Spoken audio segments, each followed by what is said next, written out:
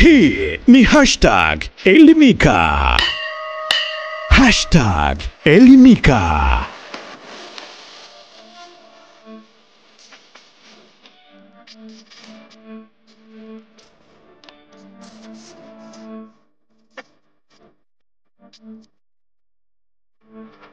Hii ni #Elimika.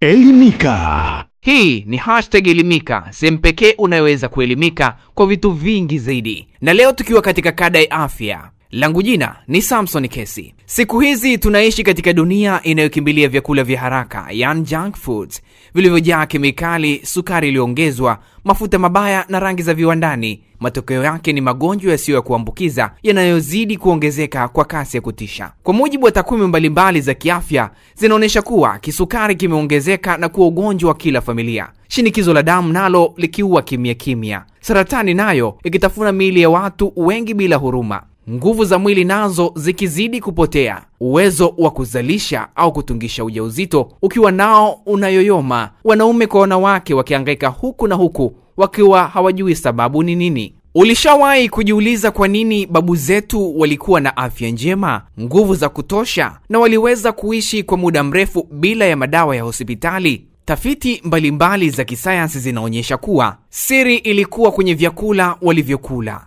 Kivipi?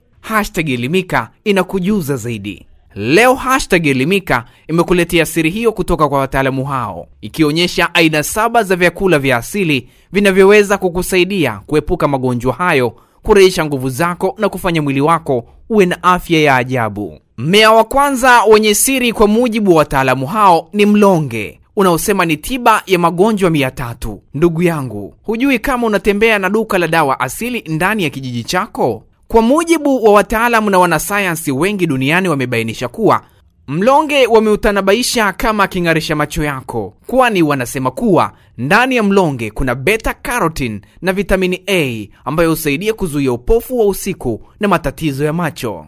#Elimika ikataka kujua zaidi ndani ya mlonge, wakidai kuwa inadhibiti shinikizo la damu, ina madini kama potassium na magnesium yanayosaidia mishipa ya damu kulegea na kupunguza presha. Lakini pia wataalamu wao wamesema kuwa mlonge unaimarisha kinga ya mwili, kwani una vitamini C nyingi ndani yake inayofanya mwili wako kuwa imara dhidi ya magonjwa.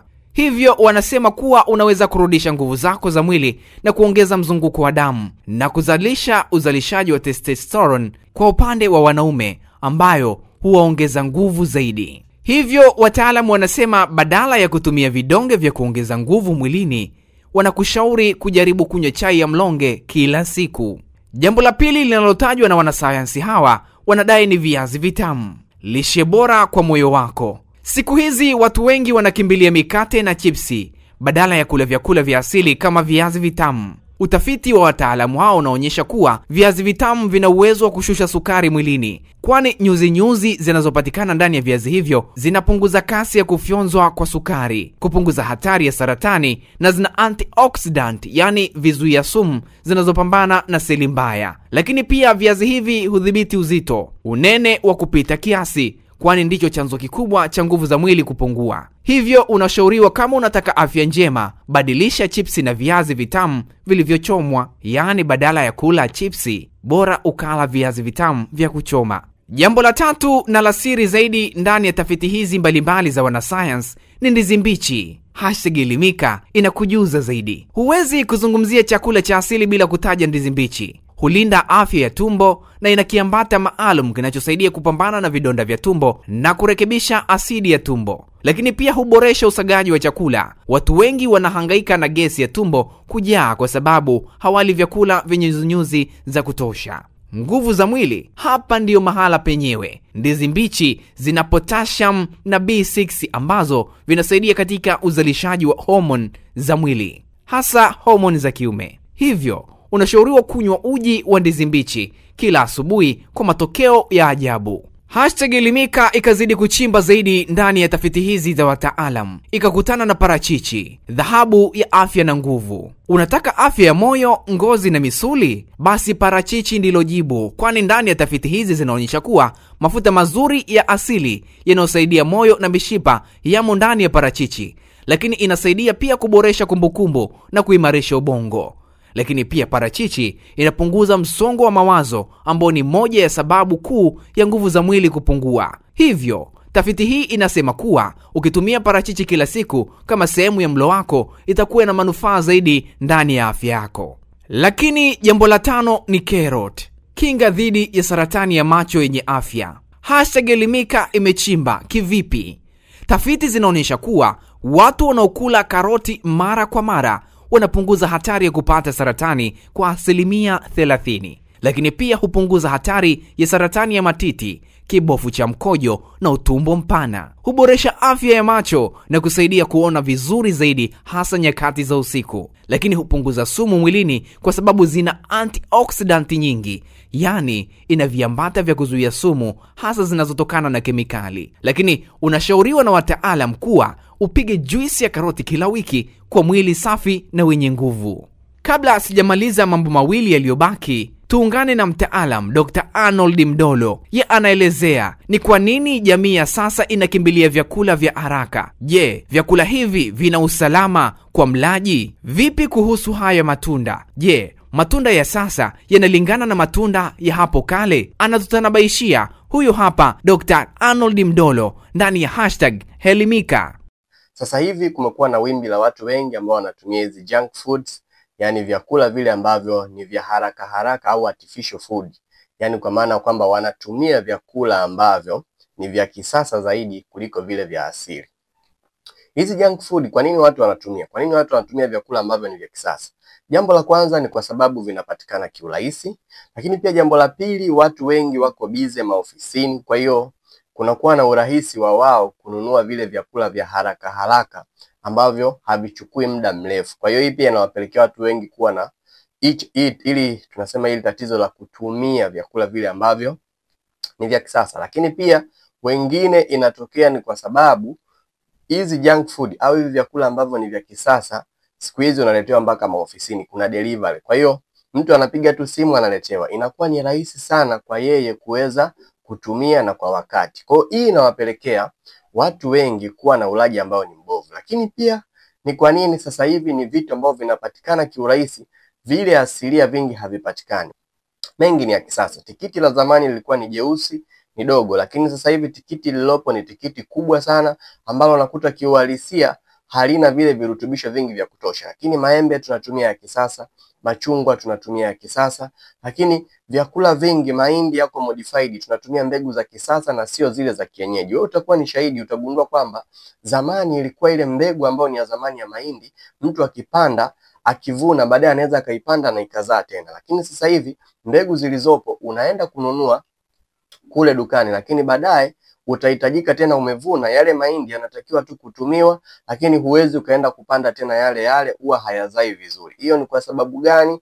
Mbegu zinazotumika ni za kisasa na zile mbegu asilia hatuna tena. Na mwisho wa siku ni kwa nini inatokea hivi? Ile ardhi ambayo tunakuwa tumeanza kutumia zile mbolea ambazo ni artificial au za kisasa, zinapelekea sasa hii hali ya tunazungumzia kuharibika kwa pH, yani ile ardhi inabadilika ile asili yake, na hivyo ukianza kupanda baadhi ya mazao itakulazimu uweze kutumia mbolea ambayo ni ya dukani. Sasa kutokana na mabadiliko ya kutumia hivyo tunasema vitu ambavyo ni kama mbolea, madawa ya kukuzia, madawa ya kuulia wadudu, madawa ya kutunzia mazao store, unajikuta mwisho wa siku sasa hivi inawalazimu watu kuweza kutumia hivi vyakula mara kwa mara, kwa sababu ndo vinazaliwa kwa wingi, vinazalishwa kwa wingi zaidi. Ukipanda muhindi wa zamani unazaa kidogo, lakini muhindi wa kisasa yanazaliwa mengi zaidi. Kwa hiyo hakuna mtu ambaye anapenda apate kidogo. Kwa hiyo mwisho wa siku watu wengi wanakuwa wanatumia hivi vitu kwa sababu vinapatikana kwa wingi na gharama yake ni rahisi zaidi. Mfano ukienda kwenye mayai, yai la kisasa lina gharama ndogo, lakini ile la kienyeji lina gharama kubwa. Unaona? Lakini pia kuzikuta zile mbegu asilia za mahindi ya zamani sio rahisi, na ukizikuta gharama yake inakuwa ni kubwa. Kwa vile vitu asilia vina gharama kubwa. Hii pia ni sababu ya watu kutumia junk foods. Nadhani umemtizama na kumsikiliza vyema Dr. Arnold Mdolo. Sasa ngoja tumalizie haya mambo mawili. Jambo la 6 ni mtama, nguvu ya kinga dhidi ya kisukari. #Elimika ikaingia ndani ya makabrasha ya wanasayansi na kukuta kuwa watu wengi wameusahau mtama, lakini wataalamu wanasema kuwa mtama una nguvu kubwa sana katika mwili wa binadamu. Wanasema hauna gluten, ni mzuri kwa wenye mzio wa gluten, yani allergy ya gluten, lakini pia hupunguza hatari ya kisukari, kwani mtama huwa na kiwango kidogo sana cha sukari asilia, lakini mtama husaidia usagaji wa chakula na huimarisha afya ya utumbo. Hivyo wanashauri kutengeneza uji wa mtama au maandazi ya mtama badala ya kutumia ngano. Usishangae, hii ndio #Elimika bwana. Jambo la 7 ni embe, lishe tamu iliyojaa kinga mwilini. Hujaza mwili wako na vitamini C ambayo ni muhimu kwa kinga imara. Wataalamu wanabainisha kuwa huimarisha ini na kusaidia mwili kutoa sumu, lakini #Elimika imebaini ndani ya tafiti hizo za wataalamu kuwa husaidia mfumo wa usagaji wa chakula kufanya kazi vizuri. Hivyo wataalamu ndani ya tafiti hizi za kisayansi wanashauri kula maembe badala ya kunywa soda au juisi zilizojaa sukari mbovu za viwandani. Turudi tena kwa Dr. Arnold Mdolo atuambie, je, ni kweli wazee wa zamani waliweza kuishi muda mrefu kwa sababu ya vyakula vya asili? Huyo hapa anatuweka wazi zaidi juu ya jambo hilo. Lakini pia ukiwa unatumia vitu asilia vinakusaidia wewe kuweza kuhakikisha unaishi pia kwa muda mrefu ukiwa uko vizuri. Watu wengi utaona wazee wengi wa zamani walikuwa wanakuwa vizuri, lakini sasa hivi mtu akifikisha tu miaka 50 kuelekea 60 tayari ameanza kubadilika muonekano wake. Sasa ni kwa nini wazee wa zamani sasa waliishi kwa muda mrefu zaidi na wakiwa bado wapo na energy au wako na nguvu vizuri? Hii ni kwa sababu jambo la kwanza, walikuwa wanafanya mazoezi. Yani kufanya kwao mazoezi ni kwamba wanafanya kazi zile za mara kwa mara ambazo zinahusisha yani kwenda kufanya mwili uweze kuwa bize, kwa sababu watu wengi sasa hivi wanafanya kazi za maofisini, anashinda amekaa asubuhi hadi jioni, lakini pia wanasafiri kupitia magari, kwa hiyo hana muda wa kufanya mwili wake ukawa bize kufanya mazoezi. Hii pia ni chanzo cha sasa hivi watu wengi kupata ile hali ya kuzoofika mapema au kuonekana wamechoka mapema kwa sababu hawafanyi mazoezi. Kwa wazee wetu walikuwa wanafanya mazoezi, lakini pia wazee wetu walikuwa ni watu ambao, jambo la pili lilowafanya waweze kuishi kwa muda mrefu ni kwamba walikuwa wanakula vyakula vile asilia. Vyakula vingi vilikuwa bado havijabadilishwa.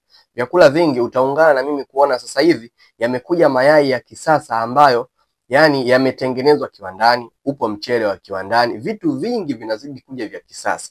Sasa hivi vinakuwa vinazidi kutuathiri kiafya. Ni kweli vinatusaidia kwa muda huo tukiwa na njaa au tukiwa na changamoto fulani, lakini sasa hatupati vile virutubisho asilia. Imagine kiumbe ambacho yani hakijazaliwa kwa kuwa na baba, kimetokea tu. Kwa hiyo unakuta tayari ni rahisi kuweza kupata baadhi ya side effect. Sasa kinachotokea ni kwamba hapa kwenye masuala ya kupata vile virutubisho ambavyo ni muhimu, watu wengi hawapati kwa sababu ya kula hivyo vyakula ambavyo ni vya kisasa. Nadhani nimeshazungumzia. Kwa hiyo wazee wetu hapa pia ndio walikuwa wamefanya yani wao kuweza kuwa vizuri zaidi, kwa sababu walizingatia sana vitu vya asili, hasa kwenye matibabu. Matibabu yale ambayo wao walikuwa wanatumia matibabu ambayo ni asili, tukiachana na vyakula. Matibabu ya asili kivipi? Wakiumwa wanatumia, unakuta labda mlonge, wanatumia asali, wanatumia tangawizi, wanatumia sijui mchaichai, yani vile vitu ambavyo sasa hivi watu wanavipuuzia, wazee ndivyo walikuwa wanavitumia. Kwa hiyo unabidi utumie vile vitu vya asilia ili kuweza kuhakikisha unakuwa vizuri. Lakini pia jambo lingine, kwa nini hao wazee waliishi kwa muda mrefu zaidi? Hakukuwa na uchafuzi wa mazingira kupita kiasi. Sasa hivi ukiangalia mazingira mengi yameshaharibiwa, kwa hali ya hewa pia haiko vizuri. Miti mingi imekatwa, kwa hali ya hewa pia haiko vizuri, lakini kuna viwanda vingi.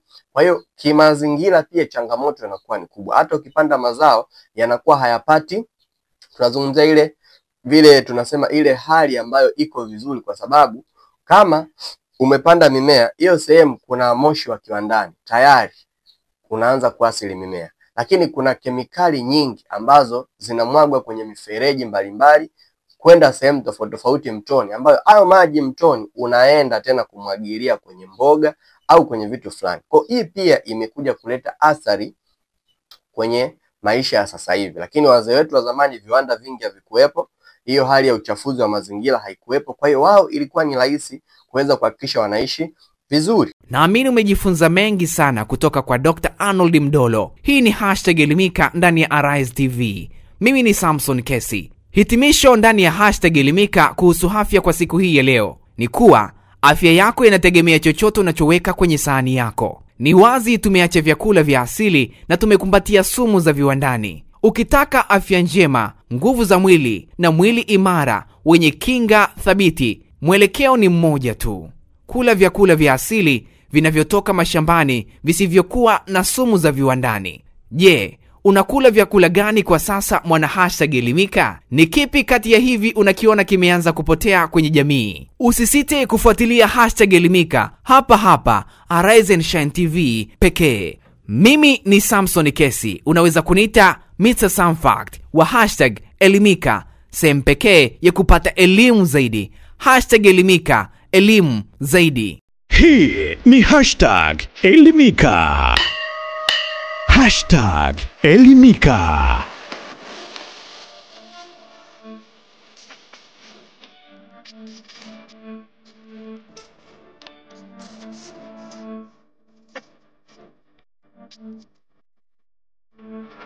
Hii ni #Elimika. #Elimika.